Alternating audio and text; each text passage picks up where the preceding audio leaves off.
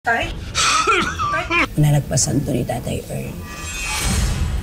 Uutang ka na naman para ipambayad mo sa una mo pang utang. Siguradong diyan ka manghirap? Madami po kasi nagsasabi sa akin na madali daw po makapag-loan dito. Siguraduhin mo malaking halaga yan. Kaya huwag kang magtangkang takbuhan yung utang mo. Siguro tinatakot nila ako na pwede akong mamatay dahil sa utang. Talagang siswertehin ako sa feng shui na yan, Kukontrahin na lang natin, madam, Ayan. ang kamalasan. Tatabihan natin ng wealth dragon. Pantanggal yan ng malas. Mamsi! Wala na naman tayong benta. Kailan natin dinagdagan tong mga Lucky Charms? Walang bumibili sa atin! Ito, hindi lang magtatanggal ng malas. Kano yan? 2,000. Sabi nila na mabibigyan nila ako ng yung magandang buhay, pananiwala nila ako sa gano'n, kaya nang may kapalit na pera. Kaya po ako naniwala. Kinulang ka lang talaga sa talino! Ah, ganon! Ay! Mo naman ang ay! Marami talagang nag-aaway sa usapin ng pera. Pero sabi nga nila, simple lang naman ang buhay. Ang utang ay utang at dapat itong bayaran.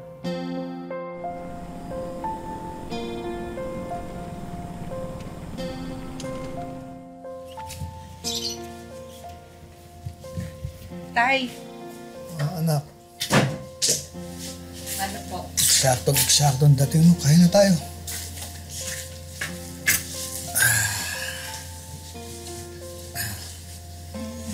Pasensya ka na, anak, at nagalo ko yung nag-iisang sardinas doon. Yan ang ulam natin ngayon. Pasensya na rin, Tay, ha? Akala ko masusundan natin yung sardinas at makakapamili pa tayo kahit konti. Pero kasi imbis na sumahod ako na walang pa po ako ng trabaho.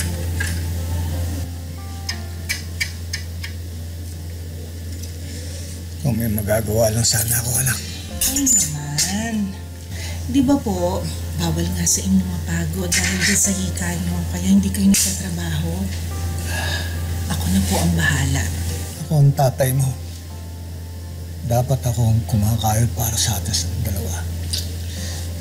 Kaso, hindi pwede. Dahil dito sa sakit ko. Huwag yun na po isipin yan, Tay.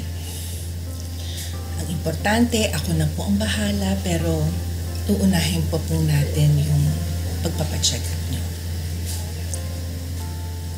Saan ka naman kukuha, anak? Tay, dito po sa online lending app. Tay, kasi madami po kasi nagsasabi sa akin na madali daw po makapag-loan dito. Tay, lahat po gagawin ko para po sa inyo kahit po mangutang pa ako. Hindi ba delikado yan, anak? Paano kung di mo sila mabayaran sa oras?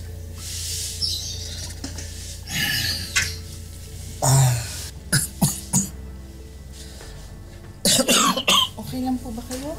Alam mo, natatakot ako para sa'yo. Pag sinubukan mo yan.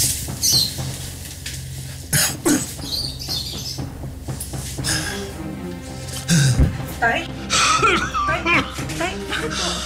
Tay? Tay? Tay, ano nararamdaman niyo, Tay? Tay! Dapat bahay, tulong mo! Tulungan niyo kami! Sensya ka na, Mare, ha? Sa totoo lang, may pera lang ako, hindi ka magdadalawang salita. Kaya lang alam mo na, nawalan din ako ng trabaho, eh.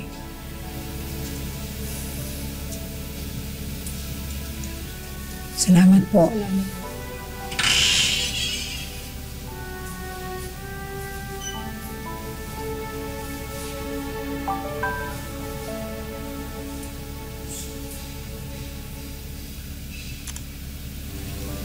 Signan nila ba?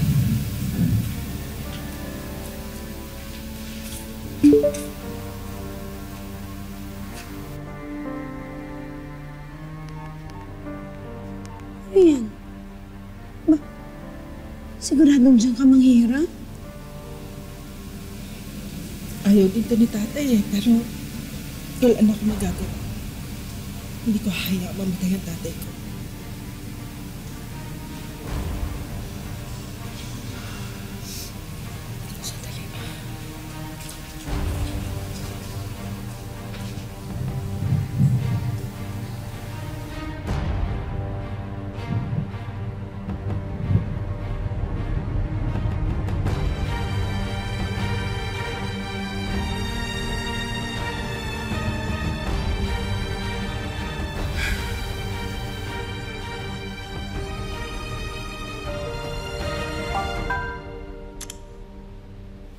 Mare, loan approved.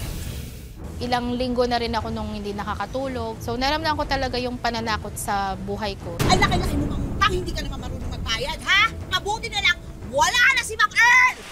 Hindi mo magpunta dito ang tatay ko! Hindi ako!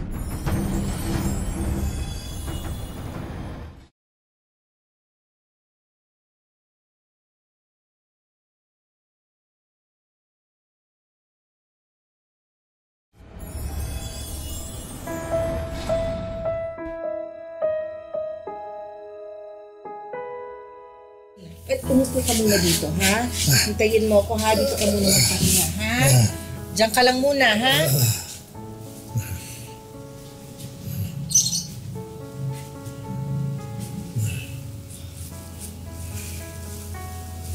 Paano na nga yung utang mo sa online lending? Hanggang malaki-laki yun ah. May pambayad ka na ba? May konti naman ako naitabi sa mga kinita ko dito sa Banana Club. Pero syempre, maliit lang yun. Kulang pa rin. Uutang ka na naman para ipambayad mo sa una mo pang utang. Diyos ko naman, Maring, talaga namang mababaon ka na niyan. Isang linggo na ako, gabi-gabi talaga akong tinatawagan. Magbayad na daw ako ng utang ko.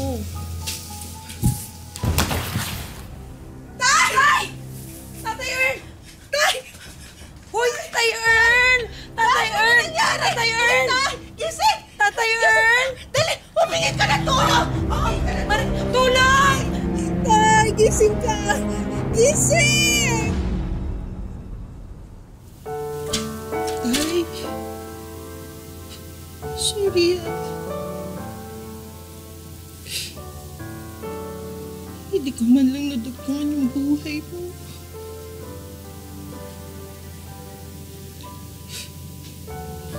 Sana ngayon,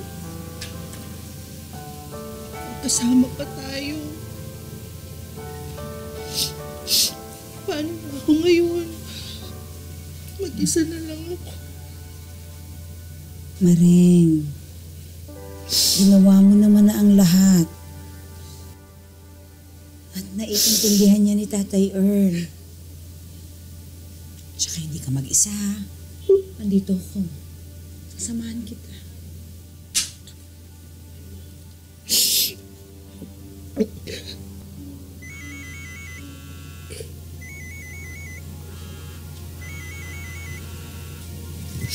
Oh. Hindi mo sagutin. Ngayon pa, nagamit ko na dun sa burol ni tatay yung konting naipon ko. Kaya nga, nakapag-loan pa ako ng isa, di ba? Maring, yung mga ganyan, dapat sinasagot yan. Harapin mo yan. Baka mamaya lalo kang gipitin yan kapag dinirma mo.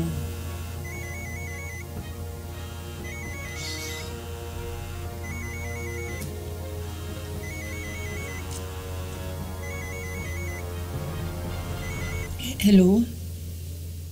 Ano ba? Magbabayad ka pa ba? Lakas ng loob mong mangutang pero hindi ka marunong magbayad? Magbabayad naman po ako. Siguraduhin mo malaking halaga yan, kaya huwag kang magtangkang takbuhan yung utang mo. Kundi, susunod ka kaagad sa tatay mo. Grabe naman yan.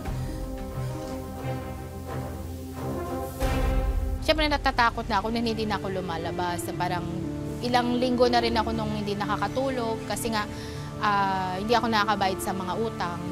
So naramdaman ko talaga yung pananakot sa buhay ko. Banana Q! Turon! Banana Q kayo dyan! Hoy, Karen! Akala ko bang magkumare tayo, ha? Bakit mo ako winawalang yan, ha? Hindi lang kita pinautang, bastos ka na, ha? Hindi ko alam yung sinasabi mo. Talaga, hindi mo alam ang sinasabi ko. Eh bakit tawag ng tawag sa akin yung pinag-utangan mo? At sinasabi niya sa akin, ako daw ang sisingilin niya pag hindi ka nagbayad. Oo, nangutang ako. Pero hindi ko alam paano nila nakuha yung number mo. Umamin ka na lang, Karen. Ang laki-laki mo mangutang, hindi ka naman marunong magbayad, ha? Ang sabihin mo sa akin, pinalano niyo yan ng tatay mo. Huwag mo dadamay dito ang tatay ko, ha? Talaga? Pwede kong idamay ang kahit sinong gusto kong idamay dahil pahalang na kaluluwa mo. Kaya mabuti na lang, wala na si Mac Earl! Sabi nang huwag mo dadamay dito ang tatay ko! Di ako! Walang pa! Ilan mo na! Hay! Hay! Ano ba? Hay! Hay! Ano ba? Ano ka rito? Teka lang! Bakit ba? Bakit mo sinasaktan ang kumari ko? Sama kayo mga pahalang kaluluwa! Yan! Yung kumari mo! Hindi marunong magbayad ng utang! Utang na utang sa may takbuhan ko sa'yo! Wow!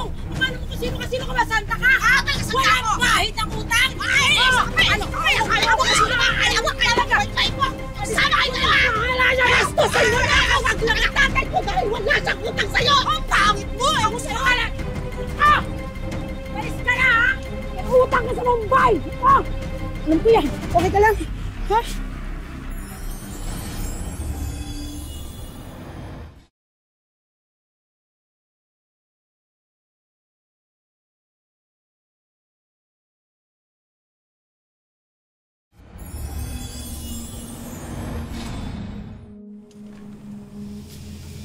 Yan ang nga sinasabi ko sa'yo eh. Paano yan ngayon? Dalawa na nang haharas sa'yo. Ito nga, gabi-gabi nang nanakot. Kita mo naman, dinagdagan ko ng mga paninda ko para kahit papano kumita ng konti. Pero wala pa rin. Sino ba naman taong gustong hindi makabayad ng utang? Mare, teka. Paano kaya kung magtago ka muna? Magpakalayo-layo ka muna habang iniipon mo yung pambayad mo sa utang. Pag-isipan mo. Oh, pili lang kayo ha. Oh, Mura lang po yan. ate, pag nagutom ka, may pananakyo rito. At saka, ang gaganda ng sombrero, oh. Oh, diba? Bagay yan sa'yo. Oo. Ito pa sa taas, ha. Kayo po ba si Miss Karen Garcia? Ay, bakit, ho? Para raw po sa inyo. Pinadeliver lang. Pasensya na po, wala rin kami kinalaman dyan. Mare. Ay, ano yan? Ha? Hoy! Hoy! Hoy, hindi ko tatanggapin to! Hindi akin to! Ay, kuya! Wow! Sana all! Ni Ata all! Ba pa rin talaga ang kilig, no? Pag pinadalan ka ng ganyan.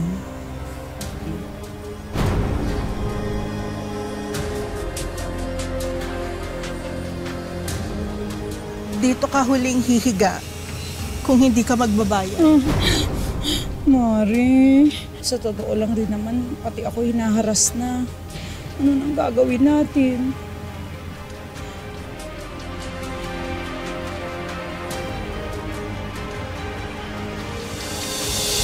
Mansi!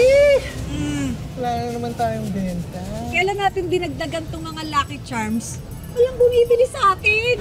Pinagsama-sama nyo silang lahat. Eh di mag-uumpogan yung mga enerhiya niyan. Ito, hindi lang magtatanggal ng malas. Kano yan? 2,000. Kinulang ka lang talaga sa talino! Ah, ganon! Ay! Ay!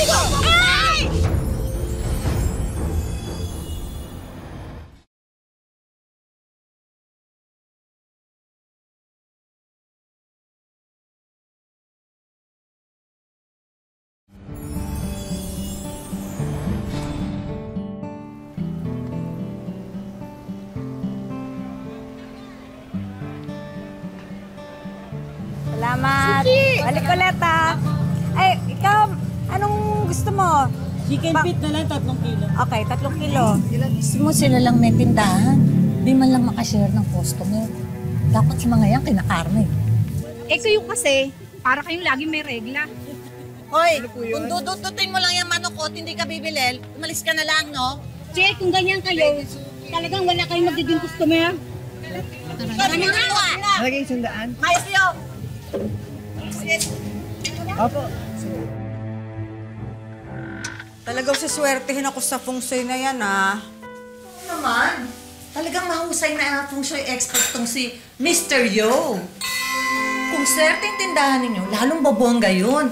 Ako nga, di ba, nalulugi yung tindahan ko nung una. Pero sinuwerte ako nung nagpa-feng shui ako sa kanya. Pero hindi kami naniniwala sa swerte-swerte na yan. Sa sipag at tiyaga pwede pa. Pero sa swerte, sorry ha. Sorry ha. Hoy!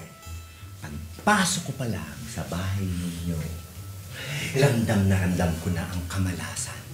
Mga elemento nagbabanggaan at naglalabas ng negatibong enerhiya. Galing niya, no? Naramdaman niya agad. At alam nyo ba kung ano ang kakambal ng kamalasan?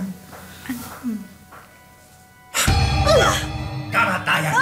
Kaya ng hagdanan na ito. Yee! Sino bang arkitekto ninyo? Mali ang placement. Dapat itong hagdanan na ito nakatapat sa southeast. Ha? At kamalasang habang buhay yun. Alam nyo ba yun? Pero ramdam ko nga, may nararamdaman ako dito sa hagdan na to eh. Anong gagawin? Titibagin. Kukontrahin na lang natin, madam, Ayan. ang kamalasan. Ayan, kita mo na, makakamura ka pa. Ang galing niya talaga. Tatabihan natin ng Wealth Dragon. Ayan. Oh, di ba? Wow! Oh, swerte yun. Pantanggal yan ng malas. Hindi naman siguro masamang maniwala, di ba? Oo naman. At saka, hindi rin masama na maghangad ako ng konting swerte. Ang Wealth Dragon. Ang dragon ay simbolo ng kapangyarihan at lakas. Magkakaroon kayo ng maraming pera.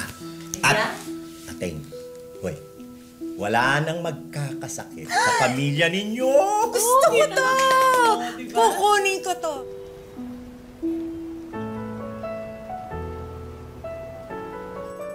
Uy, ako naman, sa kilo na karante yun.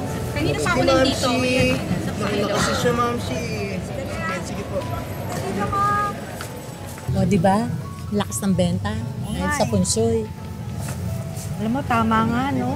Lumakas ang benta natin dahil sa kanilang mga lucky charm. Nga, Mamsi. Sana nga magtuloy-tuloy na eh. Dito meron din, oh. Yan.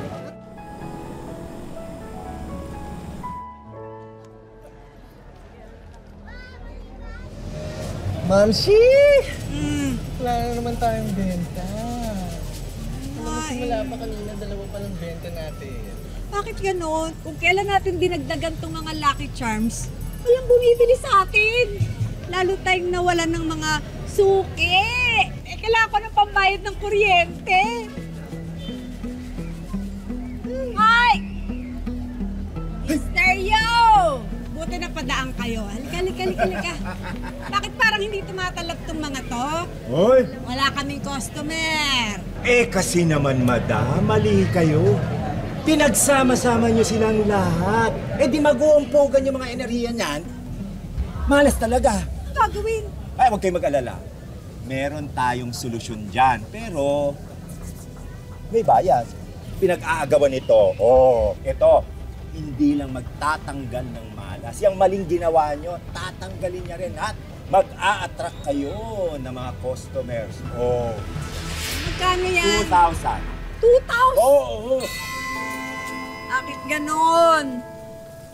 Ginawa naman natin ang dapat gawin. Binili mga dapat bilhin. Pero mas dumalang ang dating ng pera ngayon kaysa dati. Talaga? Iba talaga ang puto ka dyan. Simula nung dumating yung misteryo na yan sa buhay natin, parang bumigat yung pangkabuhayan natin eh. Pansin mo? Asan na nga pala yun? Meron pa siya sa akin utang na Lucky Charm na money tree. Oh, dapat kahapon yung dinala. Hala! Ay, baka nagtatangkong na yun. Huwag naman! Marami na ako nilabas na pera, tsaka may mga items. Hoy! Di pa kayo nagbibigay ng upan niyo sa bahay ah! Dati hindi naman kayo ganyan ah! Naubos na ata yung pera niyo sa punsoy. Nagpapakasakali lang sa swerte. Hayaan mo na, bukas na bukas din. Kapag gumanda ang kita, dadalhin ko yung bahay. Naku, alam niyo ba? May balibalita. Yung misteryo na yan, marami nang nabudol. Huwag kayong maniwala doon. Mahina lang talagang kita sa palengke sa sobrang mahal ng bilihin. Alis na ako! Magbayad kayo ah! Oo. Ay! Ay da! Ah, totoo ba yung sinabi niya? Scammer yung misteryo na yan? Malay ko, no? Hindi ko nga talaga kilala yun eh. Hindi kilala. Oo, nagpa-feng shui lang din ako. Ayan, oh. Grabe ka. Feeling ko may tinatapos. Nung una, naniwala ako kasi bumabalik naman sa akin yung swerte. Tapos, nung pangalawa, eto na, hindi ko nakalain na na hindi na siya umuubra yung ano nila, yung mga pangako nila sa akin.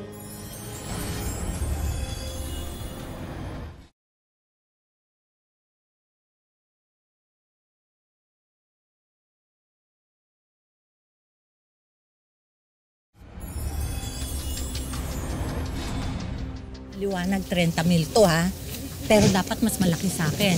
Kaya, ayan, 10,000 sa'yo.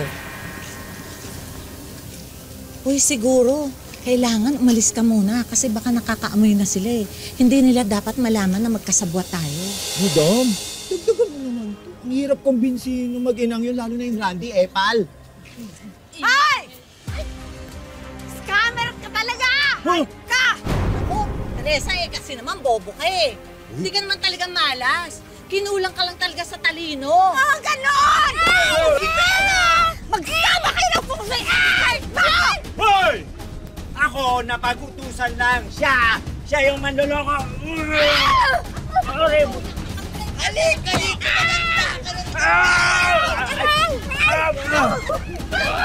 Kaming mag-get!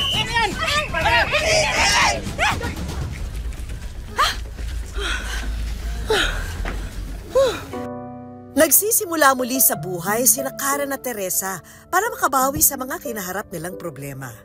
Sa ngayon po, nagbabagong buhay na yung hindi na ako nangungutang, pero binabayaran ko pa rin yung ibang mga utang ko. Masasabi na hindi pa rin ako nakakabangon, pero sinusubukan ko lahat para makabayad sa utang.